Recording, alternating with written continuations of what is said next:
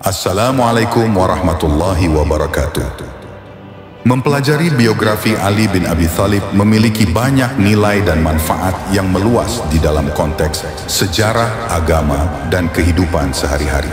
Sebab Ali adalah salah satu orang terdekat dari Nabi Muhammad Shallallahu Alaihi Wasallam, sepupu dan menantu Nabi Muhammad. Mempelajari biografi Ali bin Abi Thalib dapat membantu kita memahami hubungan pribadi dan spiritualnya dengan Nabi, serta pelajaran yang dapat diambil dari interaksi mereka.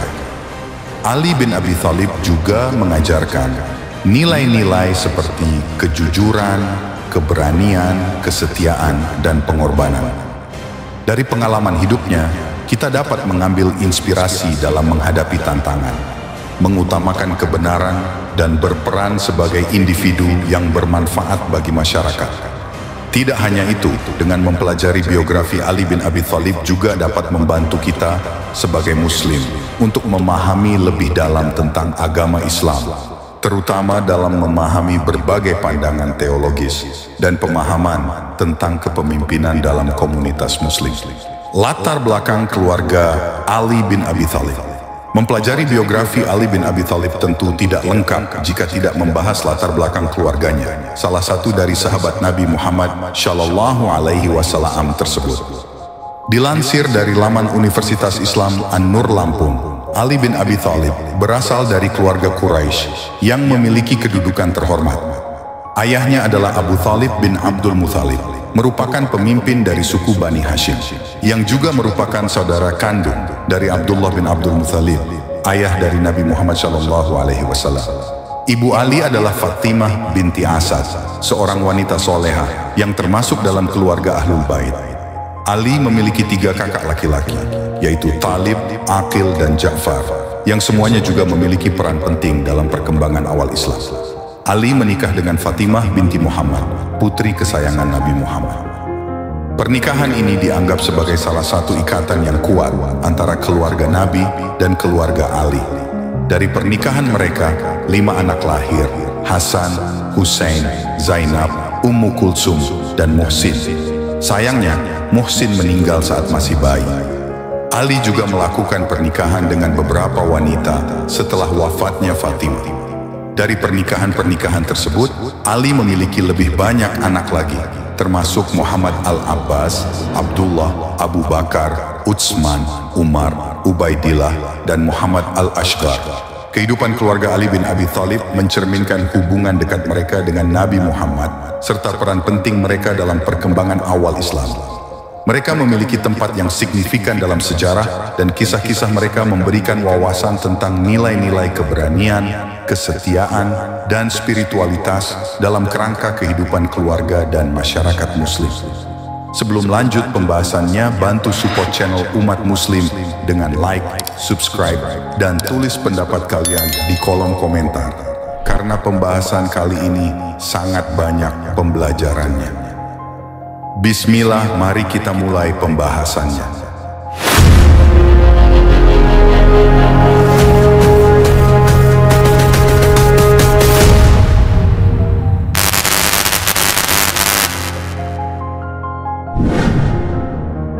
Kehidupan awal Ali bin Abi Thalib. Setelah memahami latar belakang keluarganya, untuk mempelajari biografi Ali bin Abi Thalib tentu penting juga untuk mengetahui kehidupan masa kecilnya.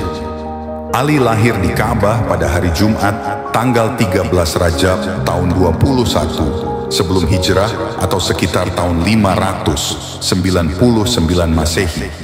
Dia adalah anak bungsu dari 4 bersaudara. Awalnya Ali diberi nama Haidar atau Haidarah oleh ibunya yang berarti singa. Namun ayahnya kemudian memberinya nama Ali yang berarti luhur, tinggi, dan agung. Nama ini mencerminkan karakter dan kepribadian yang kuat yang dikenal oleh Ali sepanjang hidupnya. Ali dibesarkan dalam keluarga Quraisy yang terkemuka. Ayahnya, Abu Thalib, merupakan saudara kandung dari Abdullah bin Abdul Muthalib, ayah dari Nabi Muhammad Shallallahu Alaihi Wasallam. Dengan demikian, Ali adalah sepupu dari Nabi Muhammad. Abu Thalib juga merupakan pemimpin suku Bani Hashim dan menjadi pelindung Nabi sejak masa kecil hingga dewasa. Ketika Ali berusia 5 tahun, kondisi ekonomi keluarganya yang sulit membuatnya diambil di bawah asuhan Nabi Muhammad SAW. Sejak itu, Ali tinggal bersama Nabi dan mengikuti jejaknya. Nabi menjadi figur ayah angkat dan pengasuh Ali. Ali memiliki kesempatan untuk mendapatkan pendidikan, pengajaran, dan bimbingan langsung dari Nabi yang membentuk fondasi keyakinan dan perilaku spiritualnya. Ali menjadi saksi pertama, wahyu pertama yang turun kepada Nabi di Gua Hira.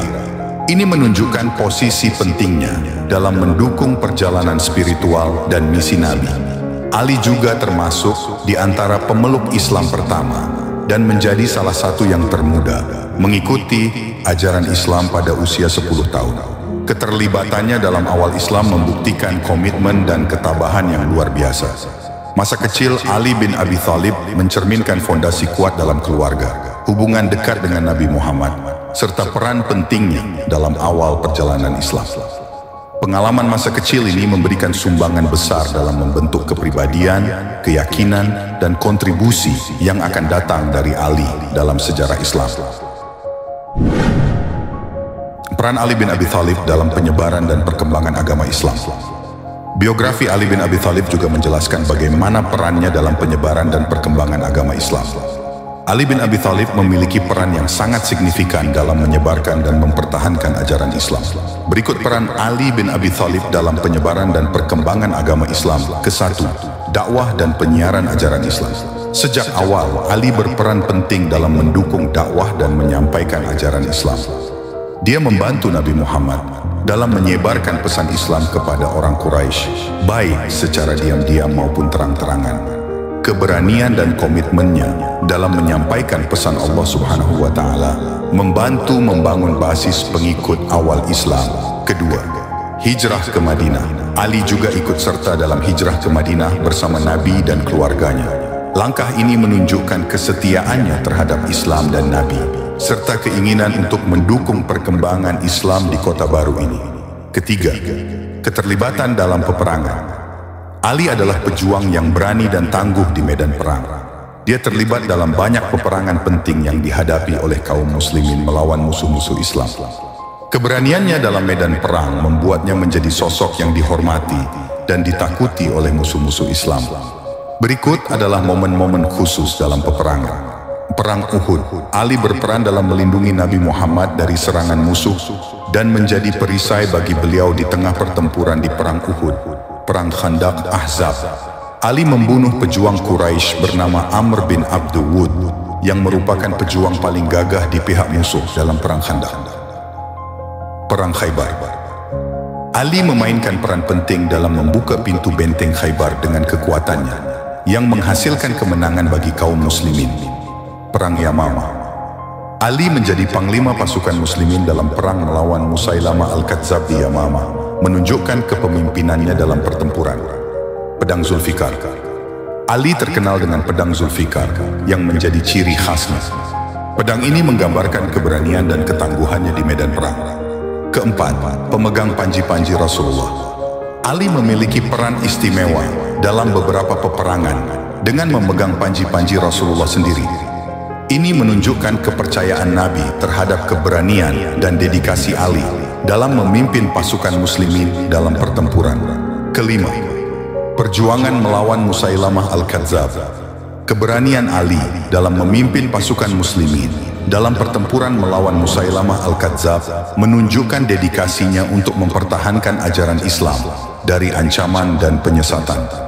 Dengan peran-peran ini, Ali bin Abi Thalib tidak hanya mendukung penyebaran ajaran Islam, tetapi juga membuktikan ketangguhannya dalam mempertahankan kepercayaan dan nilai-nilai agama. Kiprahnya dalam dakwah dan medan perang memberikan inspirasi bagi generasi muslim berikutnya dalam menghadapi tantangan dan menjunjung tinggi prinsip keberanian, kesetiaan, dan kejujuran. Kehidupan Ali bin Abi Thalib sebagai khalifah. Ali bin Abi Thalib menjadi khalifah keempat setelah Utsman bin Affan dibunuh oleh pemberontak pada tahun 35 Hijriah. Ali diangkat menjadi khalifah oleh sebagian besar kaum muslimin di Madinah setelah dia diminta untuk mengambil alih kepemimpinan. Ali awalnya menolak, karena merasa ada yang lebih baik darinya, namun akhirnya menerima karena desakan umat. Dia memindahkan pusat pemerintahan dari Madinah ke Kufah di Irak dan berusaha untuk memperbaiki pemerintahan dengan mengganti pejabat dan gubernur yang tidak kompeten atau korup. Masa kepemimpinan Ali ditandai oleh konflik dan perpecahan di kalangan umat Islam. Dia menghadapi 3 perang saudara yang dikenal sebagai Fitnah Kubra. Perang Jamal melawan Aisyah, Talha, dan Zubair terjadi sebagai akibat tuntutan balas dendam atas pembunuhan Utsman. Perang Siffin melibatkan pertempuran melawan Muawiyah yang menolak mengakui kepemimpinan Ali. Perang Nahrawan terjadi melawan kelompok Khawarij yang memberontak terhadap Ali karena dia menerima arbitrase dalam perang Siffin. Selama masa kepemimpinannya, Ali menghadapi banyak tantangan dalam bentuk pemberontakan, fitnah intrik politik, pembunuhan, dan propaganda. Dia berusaha untuk menjaga stabilitas dan kedamaian dalam kerangka keadilan dan prinsip-prinsip Islam. Ali bin Abi Thalib meninggal pada tanggal 21 Ramadan tahun 40 Hijriah setelah terkena sabetan pedang beracun yang ditusukkan oleh Abdurrahman bin Miljam, seorang Khawarij, saat Ali sedang melaksanakan sholat subuh di Masjid Kufah. Kisah sebelum kematian Ali bin Abi Thalib.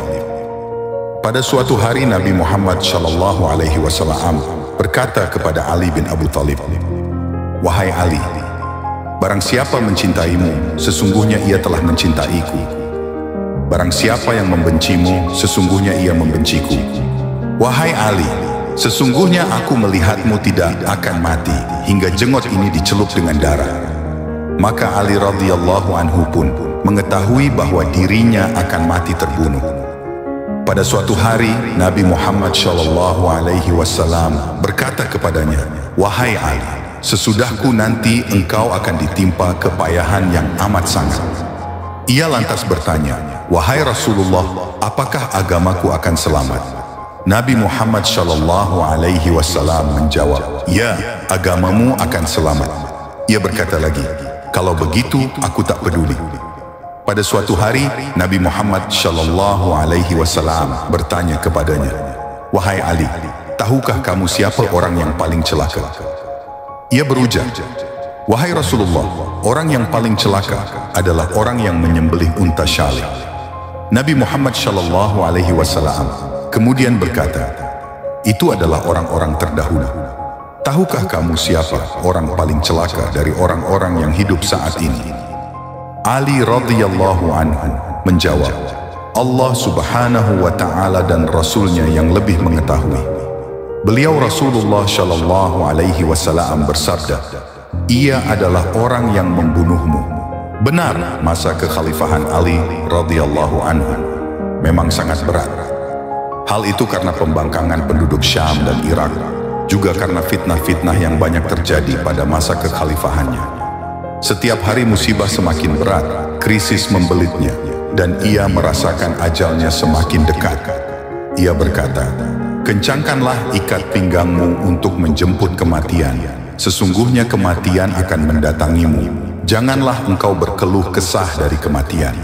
3 orang dari golongan Khawarij telah bersekongkol hendak membunuh Ali bin Abi Thalib, Muawiyah bin Abu Sufyan, dan Amr bin Ash. Ketiganya pun hendak dibunuh pada hari yang sama, yaitu pada hari ke-17 dari bulan Ramadan. Mereka bersepakat bahwa Abdurrahman bin Miljamlah yang akan membunuh Ali radhiyallahu anhu. Ibnu Miljam mengasah pedangnya selama 4 hari. Lalu sampailah ia ke Kufah, dan di sana ia bertemu dengan seorang wanita Khawarij yang membuatnya merasa kagum terhadapnya. Ia kemudian meminangnya dan wanita tersebut meminta mahar berupa kepala Ali bin Abi Thalib. Ali bin Abi Thalib merasa bahwa ajalnya sudah dekat. Sehari ia makan pagi di tempat Al-Hasan, sehari berikutnya di tempat Al-Husain, dan sehari lagi di tempat Abdullah bin Ja'far bin Abu Thalib. Ia tidak makan melainkan hanya dengan beberapa suapan saja. Tatkala ia ditanya tentang hal itu, ia menjawab, "Aku lebih suka bertemu dengan Allah Subhanahu wa Ta'ala dalam keadaan lapar hingga aku dapat merasakan nikmatnya berjumpa dengan Rabbku." Detik-detik kematian Ali bin Abi Thalib. Bicara tentang manusia, orang sudah seharusnya bicara tentang apa yang terjadi di akhir perjalanan manusia, yaitu kematian.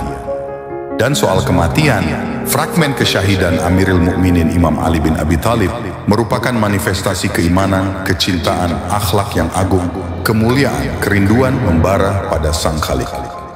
Kalangan sejarawan Islam mengatakan bahwa kesyahidan Ali bin Abi Thalib menjadi indah dalam sejarah kemanusiaan karena dia telah mengetahui detail ceritanya dari jauh hari. Rasulullah sendiri yang mengabarkan bahwa Imam Ali bakal syahid karena sebuah tebasan pedang beracun di bulan Ramadan. Tapi Ali tak pernah sedikit pun menunjukkan tanda meminta penangguhan atau menunjukkan gelagat enggan menerima suratan tragis itu.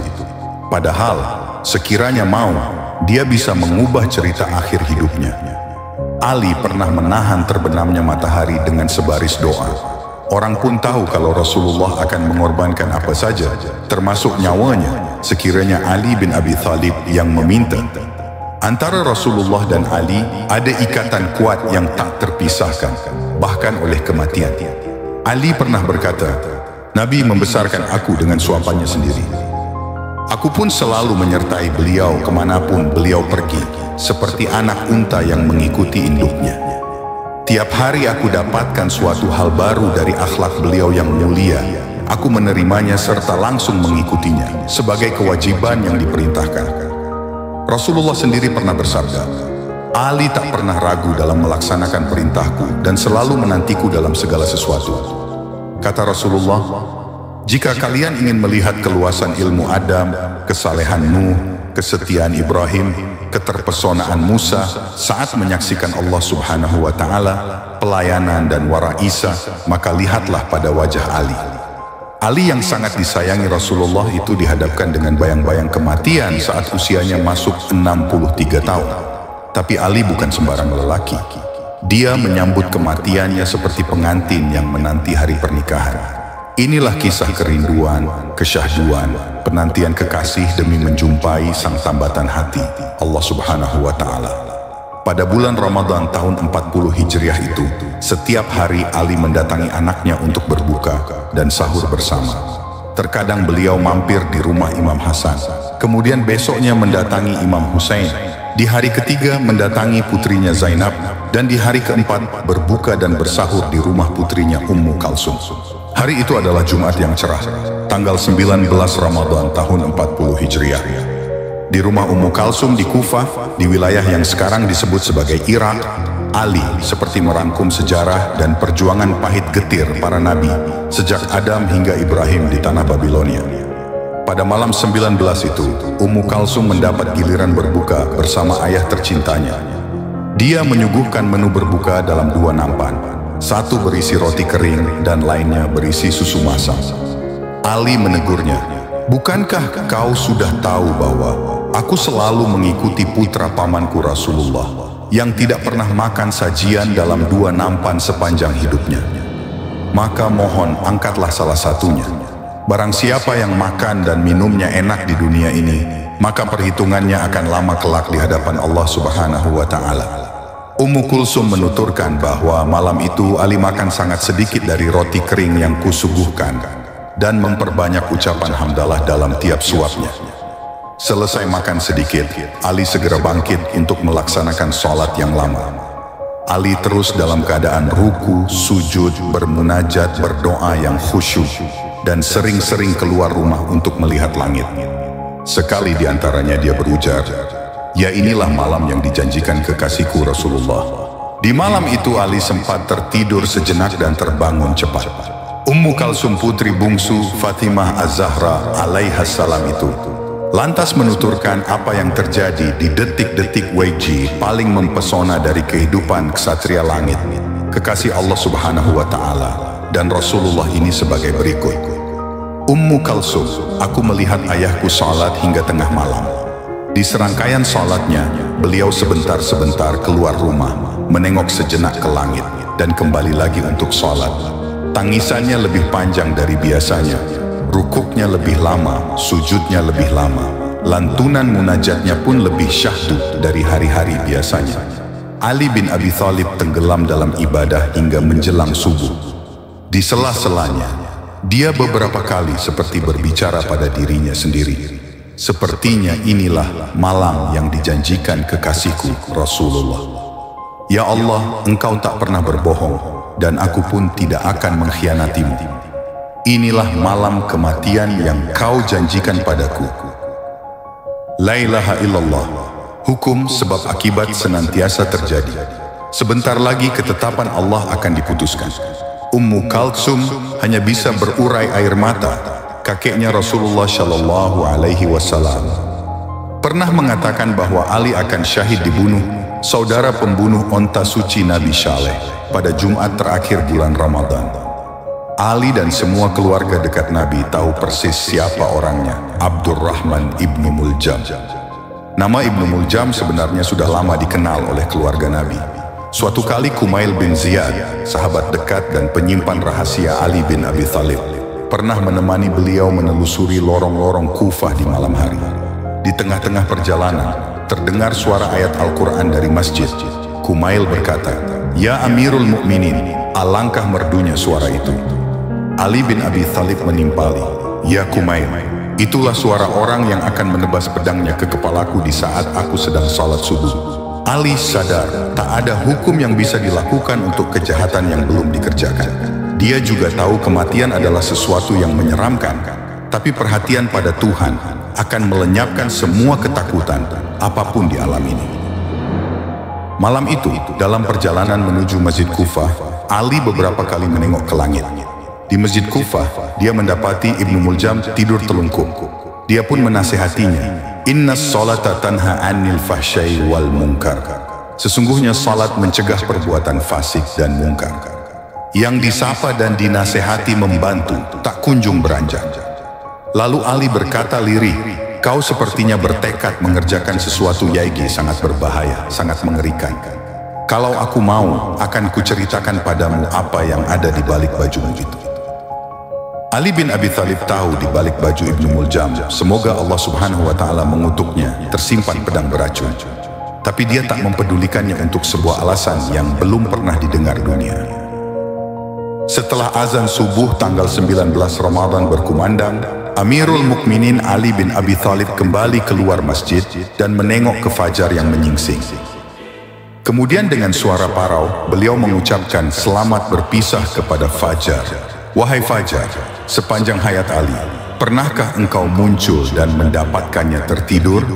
Lalu Ali memulai salatnya seorang diri. Dia seperti sengaja memperpanjang rukuk dan sujudnya. Ibnu Muljam seperti orang-orang di zaman itu tahu persis betapa Ali tak pernah mempedulikan apapun saat salat.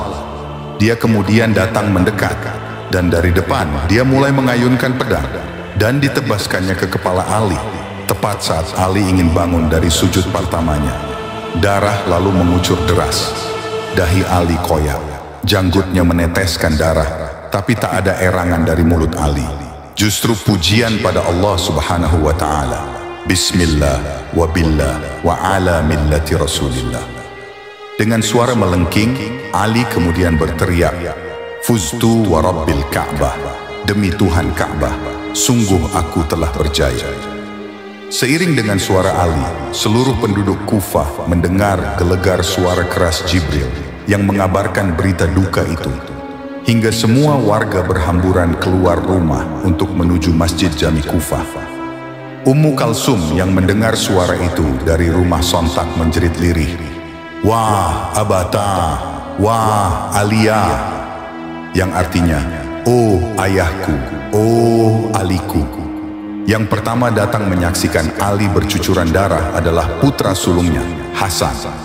Imam Hasan menuturkan bahwa Ali terus berusaha melengkapi rangkaian salatnya sambil duduk, badannya menggigil. Setelah salam, dia mengusapkan tanah sujud ke dahinya yang merekah sembari mengucapkan firman Allah dalam surat Taha ayat 55. "Ali, dari tanah kalian kami ciptakan, dari tanah pula kalian kami kembalikan dan bangkitkan." Semua kejadian disaksikan oleh seluruh putranya, terutama Hasan yang tak kuasa menahan air mata. Ali meminta Hasan untuk mengimami jamaah salat.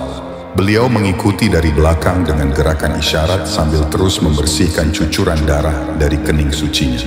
Seusai sholat, Hasan langsung kembali menengok ayahnya, didampingi Hussein dan seluruh putra Ali yang lain.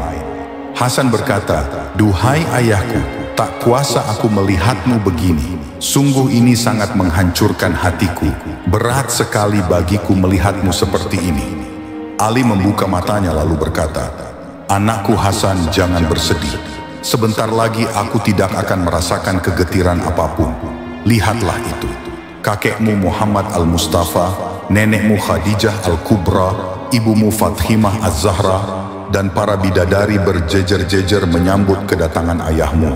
Tegarlah dan riangkan hatimu." Hasan kemudian meletakkan kepala ayahnya di pangkuannya untuk membersihkan darah yang tak berhenti mengucur. Tak lama berselang, Imam Ali pingsan dalam pelukan Hasan. Jerit tangis membahana ke seluruh arah. Hasan pun langsung menciumi wajah ayahnya, demikian pula putra-putra imam yang lain. Derasnya air mata Hasan menyadarkan ayahnya Ali. Ali pun langsung bertanya, "Anakku Hasan, untuk apa tangisan ini? Jangan bersedih atas keadaan ayahmu. Apakah kau bersedih atas keadaanku? Padahal esok kau akan dibunuh dengan cara diracun, dan adikmu Hussein akan dibunuh dengan tebasan pedang. Lantas, kalian semua akan menyusulku bersama kakek dan ibu kalian."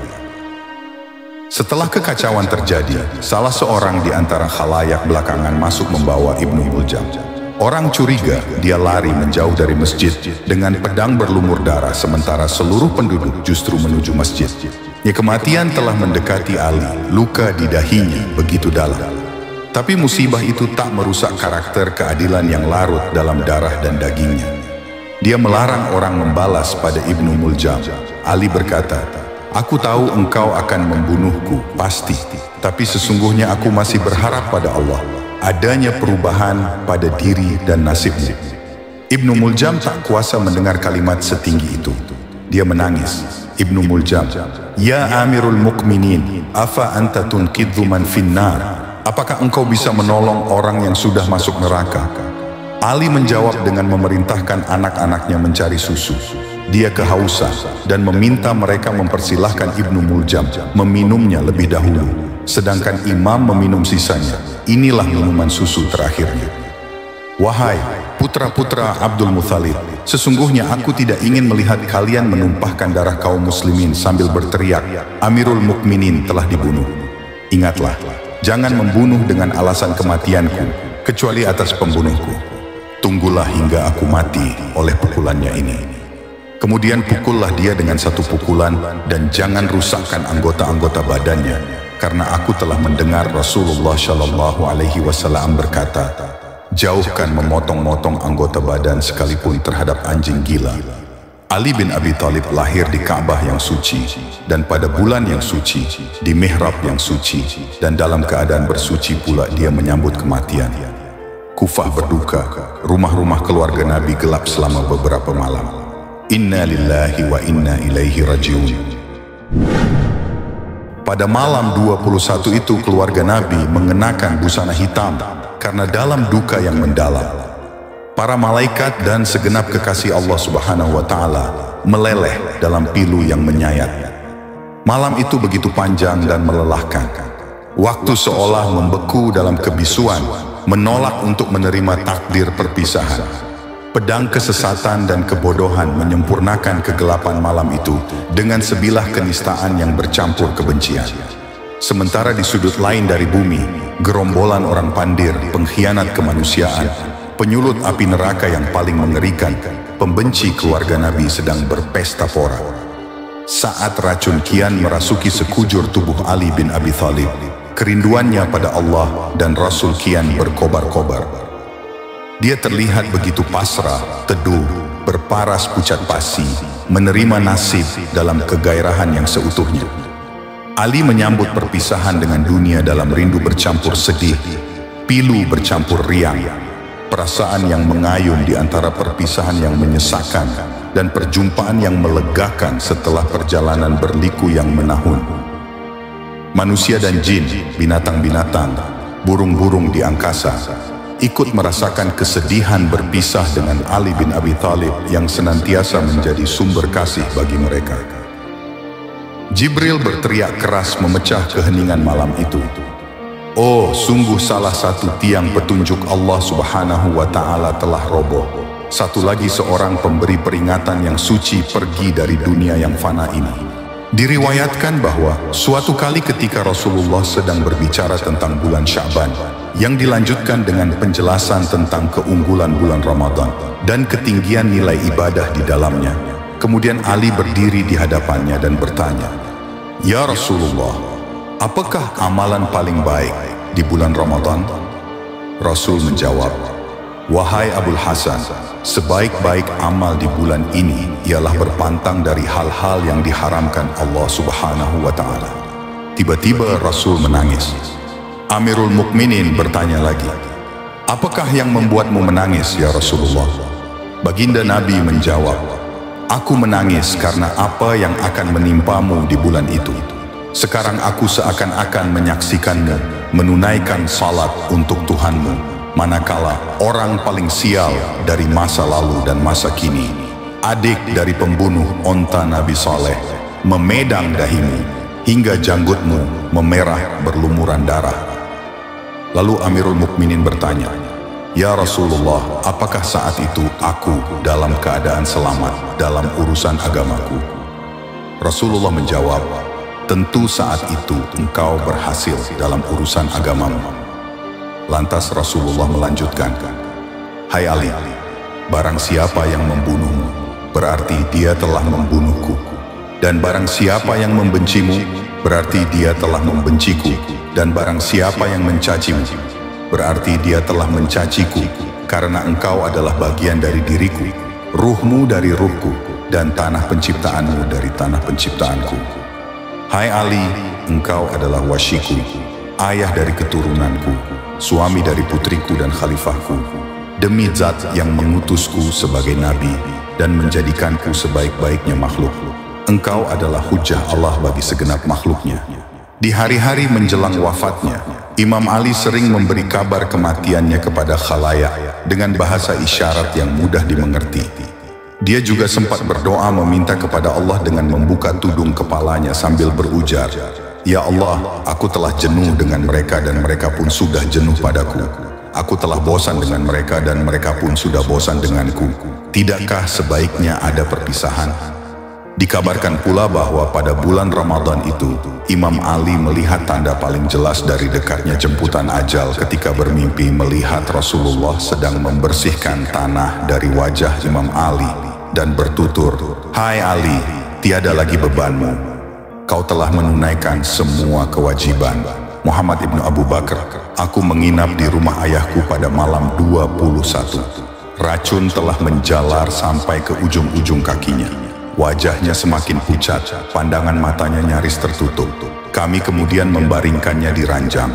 Beliau terus mengulang-ulangi wasiat-wasiatnya kepada kami dan bertakziah atas kepergiannya sendiri. Beliau pun terus-menerus salat dalam keadaan duduk. Tidak lama kemudian, Ummu Kulsum dan Zainab datang dalam keadaan menangis. Sambil bercucuran air mata Zainab berujar, "Ayah, duka kami terhadapmu pastilah panjang dan air mata kami tidak bakal berhenti." Mendengar suara Zainab, seluruh keluarga besar Imam Ali menangis. Suara keras ini kemudian membangunkan Ali. Setelah mengedarkan pandangan ke segenap arah, Ali menatap Zainab dan tak kuasa menahan air mata. Para tabib yang berusaha menyembuhkannya sudah menyerah dan mengusulkan Imam Ali meminum susu sebanyak mungkin. Air susu adalah makanan sekaligus minuman Imam Ali hingga syahadah beliau. Ali kemudian memanggil Hasan dan Hussein, mendekap dan menciumi keduanya cukup lama. Setelah itu, Imam Ali kembali pingsan. Hasan membantu Imam Ali meminum susu. Ali hanya minum seteguk saja, lalu membisiki Hasan untuk memintanya mengantarkan susu yang sama kepada Ibnu Muljam. Semoga Allah Subhanahu wa Ta'ala mengutuknya. Imam Ali berbisik, "Hai anakku Hasan, perlakukan tawananmu dengan sebaik-baiknya, karena kami adalah ahlul bait kenabian yang tiada dapat dibandingkan dengan siapapun dalam kemuliaan dan keutamaan. siapa saja yang mengenal kami pasti akan merasakan kebaikan, kedermawanan, kesantunan dan kemuliaan kami, Ahlul Bait. Setelah fajar menyingsing, masyarakat berkumpul di depan rumah beliau dan meminta izin untuk menjenguk. Beliau mempersilahkan mereka masuk. Ali berkata, "Hai manusia sekalian, tanyalah padaku sebelum kalian kehilangan aku. Namun buatlah pertanyaan kalian sesingkat mungkin. Ingatlah musibah yang menimpa imam kalian." Mendengar suara lirih Imam Ali, pecahlah tangisan di tengah masyarakat yang berkunjung. Mereka pun enggan untuk bertanya demi meringankan beban beliau. Hijr bin Uday Ath-Thai yang hadir di sana pun lantas berdiri dan bersyair, "Duhai sedihnya diriku atas apa yang menimpa Tuan, orang-orang yang bertakwa, ayah dari pemimpin-pemimpin suci, Haidar yang suci. Terkutuklah siapa saja yang menentang kalian. Kalian adalah bekalku di hari akhirat kelak. Kalianlah peninggalan Rasul yang mulia." Selepas mendengar syair Hijr, Imam Ali bertutur, "Bagaimana sekiranya kau diminta melepaskan baiat dariku? Apa yang akan kau katakan?" Hijr menjawab, "Wallahi hai Amirul Mukminin, jikalau aku dicincang-cincang dan dibakar di api unggun, aku tidak akan melepaskan baiatku padamu." Imam Ali menjawab, "Semoga Allah Subhanahu wa Ta'ala memberimu taufik, hai Hijr. Semoga Allah mengganjar kesetiaanmu pada Ahlul Bait." Kemudian Imam Ali meminta susu. Saat diberikan segelas susu padanya, Imam Ali meminum seluruhnya dan tidak menyisakan untuk Ibnu Muljam. Beliau berujar, "Sesungguhnya perintah Allah adalah takdir yang tidak bisa ditolak. Ketahuilah bahwa aku tidak menyisakan susu tadi untuk tawanan kalian, karena itulah rizkiku yang terakhir dari dunia ini. Ingatlah anakku, berilah tawanan itu sebanyak susu yang aku minum tadi." Imam Hasan kemudian keluar dari rumah dan mengabarkan keadaan Amirul Mukminin kepada masyarakat yang kian banyak berkumpul di depan rumah. Ashbagh, pelayan imam, meminta izin kepada Hasan untuk menjenguk Imam Ali. Setelah masuk dan melihat keadaan imam, Ashbagh tak kuasa menahan diri dan meledak dalam tangisan. "Ashbagh, aku melihat imam terbaring menggigil di ranjang dengan dahi merekah mengucurkan darah. Beliau melilitkan sorban warna kuning ke atas kepalanya. Aku tak lagi bisa membedakan mana yang lebih kuning, wajahnya atau kain sorbannya. Aku langsung memeluki dan menciuminya selama mungkin. Aku menangis sejadi-jadinya dalam pelukannya." Imam Ali berkata, "Jangan menangis, hai Ashbagh. Sungguh demi Allah, surga telah di depan mataku. Ashbagh, aku sadar betul engkau menuju ke surga. Aku menangis karena berpisah denganmu, hai Amirul Mukminin." Kemudian Imam Ali memanggil kembali kedua putranya, Hasan dan Hussein, dan mendekap keduanya. Setelah itu Imam Ali mengedarkan pandangannya ke seluruh putra-putrinya yang lemas dan terengah-engah akibat banyak menangis dan bersedih. Butir-butir air mata pun mengaliri jenggotnya bercampur darah. Imam Ali menengok kepada Hasan dan Hussein sembari berkata, "Duhai Hasan, kau akan terbunuh dalam keadaan mazlum dan diracun. Adapun kau, duhai Hussein, kau akan menjadi syahid umat ini. Kau akan disembelih seperti binatang, lalu jasadmu akan diikat dan digeret-geret dengan kuda. Kepalamu akan diusung untuk dibawa ke Raja Bani Umayyah. Putri-putri keturunan Rasulullah akan ditawan, digelandang, dan dipertontonkan. Sungguh kelak aku akan mengambil sikap khusus terhadap mereka di hari kiamat." Dahi imam yang merekah kini telah menampakkan daging putih di bagian otak beliau. Urwah Saluli, tabib yang kala itu masih berusaha memperban, tak kuasa lagi dan menjerit menangis. Dia hanya bisa pasrah dan berpamitan kepada imam. Dengan senyum imam mempersilahkannya keluar.